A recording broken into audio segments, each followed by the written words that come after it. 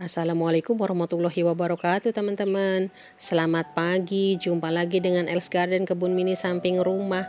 Hari ini Minggu tanggal 15 Desember 2024 teman-teman. Beberapa hari ini hujan terus menerus. Kel saya ini kekurangan sinar matahari, jadi tumbuhnya kurang subur teman-teman. Makanya sekarang rencana petik-petik untuk membuat sarapan pagi. Yuk kita ikuti.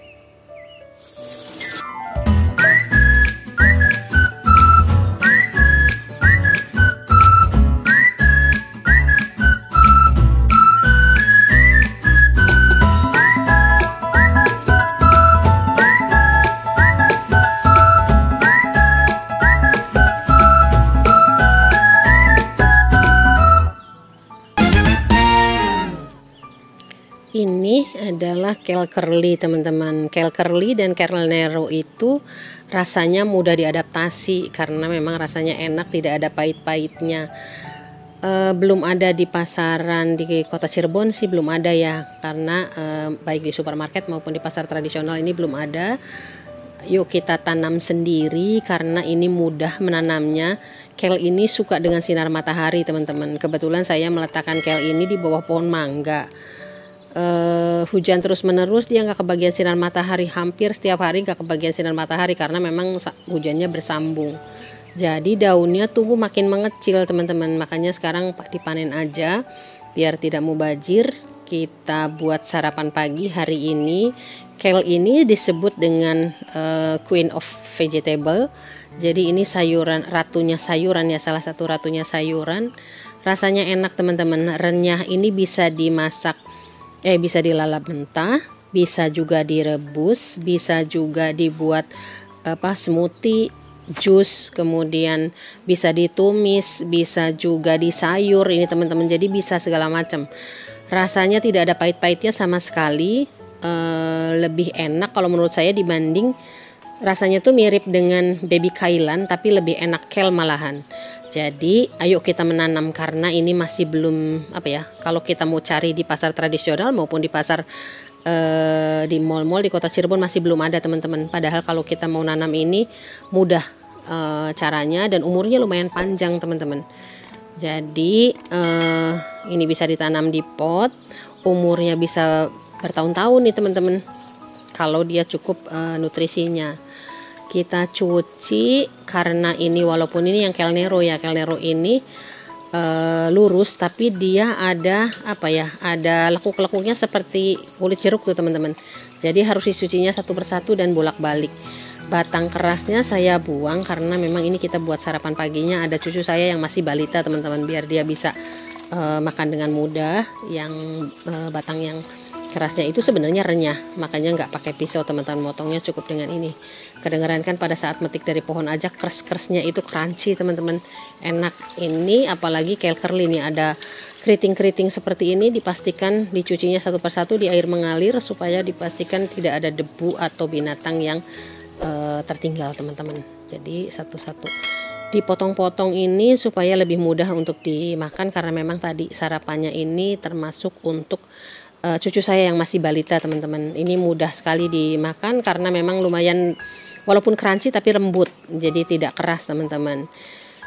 Nah ini kita potong-potong. Sebenarnya kalau untuk orang dewasa nggak perlu dipotong juga tidak masalah, seperti kalau kita tumis pokcoy dan sebagainya seperti itu. Ini karena ada cucu saya yang masih balita, supaya mudah makannya kita potong-potong. Kita panaskan air, dikasih dengan 1 sendok teh garam teman-teman. Kalau airnya sudah mendidih, kita masukkan potongan kel yang sudah dicuci tadi teman-teman. Tapi ini merebusnya jangan terlalu lama, cukup dengan 1,5 menit sampai dengan 2 menit. Tapi kalau saya 1,5 menit cukup teman-teman. Langsung diangkat kemudian ditiriskan.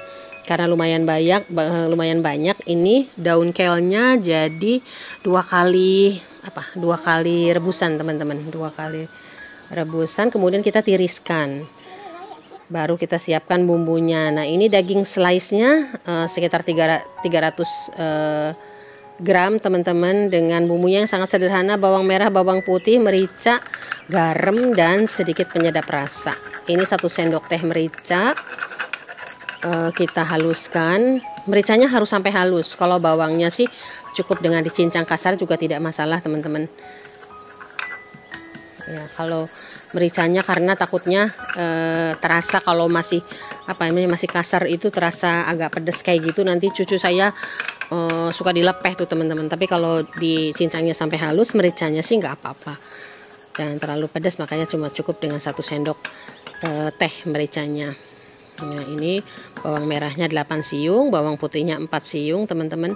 Daging slice-nya 300 gram dengan daun kalenya juga sama 300 sampai dengan 500 gram teman-teman ya. Tapi kalau begitu direbus tuh langsung kisut teman-teman. Kita panaskan air untuk kita panaskan minyak untuk menumis teman-teman, 2 sendok makan saja untuk menumis bumbunya.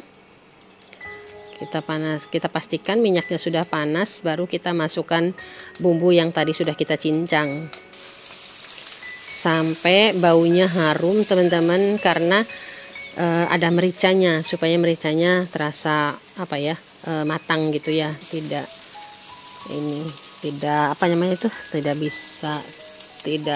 terasa merica mentahnya gitu. Jadi kita pastikan bumbunya sampai bau harum, baru kita masukkan daging slice yang sudah dicuci dan sudah dipotong teman-teman.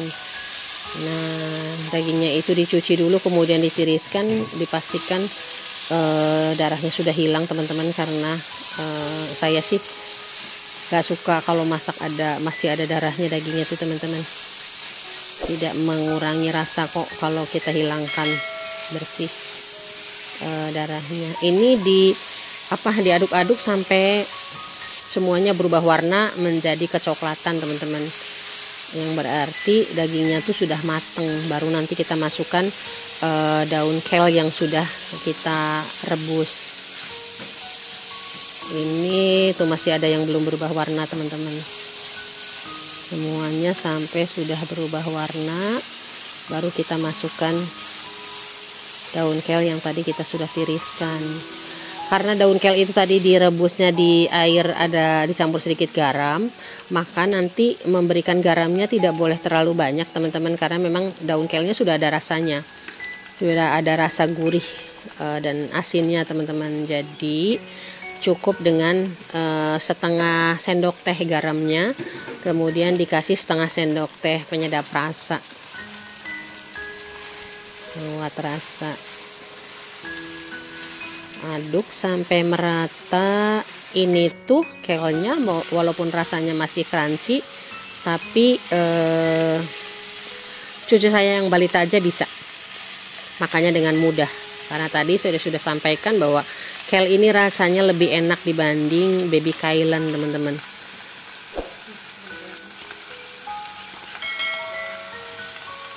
Nah, ini cukup dengan setengah sendok teh merica, kemudian ini setengah sendok teh penyedap rasa teman-teman. Jadi aduk sampai merata, kemudian tes rasa. Kalau sudah pas, kita masukkan ke dalam piring saji. Mudah kan teman-teman? Semua orang bisa masak seperti ini. Jadi metik sendiri di kebun sendiri, bumbunya juga sangat sederhana. Semua orang pasti bisa menyiapkan masakan seperti ini. Ya, yuk kita memasak sendiri, membuat masakan sehat untuk keluarga dengan cara yang mudah, tidak perlu banyak tenaga teman-teman. Ini bisa disiapkan untuk hari-hari biasa ketika kita mau berangkat kerja untuk sarapan pagi, atau untuk bekal ke kantor atau bekal ke sekolah gitu teman-teman. Ini mudah dikerjakan, enak dimakan dengan tempe goreng. Nah, kita panaskan minyaknya, kemudian kita goreng tempe. Ini tempenya sudah direndam di air garam dengan sedikit penyedap rasa teman-teman. Sudah gurih. Tempe ini kan rasanya memang sudah enak, jadi dengan sedikit garam dan sedikit penyedap rasa aja, direndam sebentar, langsung kita goreng, itu enak rasanya. Buat temen makan tumis daging kale, daging slice, Nah, ini dia, karena ini tidak pedas masakannya. Untuk yang suka pedas, saya sih cukup menyediakan cabai rawit teman-teman. Jadi nggak capek-capek bikin sambal untuk yang kayak begini. Kadang-kadang kalau lagi rajin ya bikin sambal kecap. Oke, siap untuk dinikmati untuk sarapan pagi. Yuk kita nikmati sarapan paginya. Ayo teman-teman, kita bertanam. Bertanam itu mudah, menyenangkan dan menyehatkan. Sarapan paginya sudah siap. Sampai di sini dulu. Wassalamualaikum warahmatullahi wabarakatuh.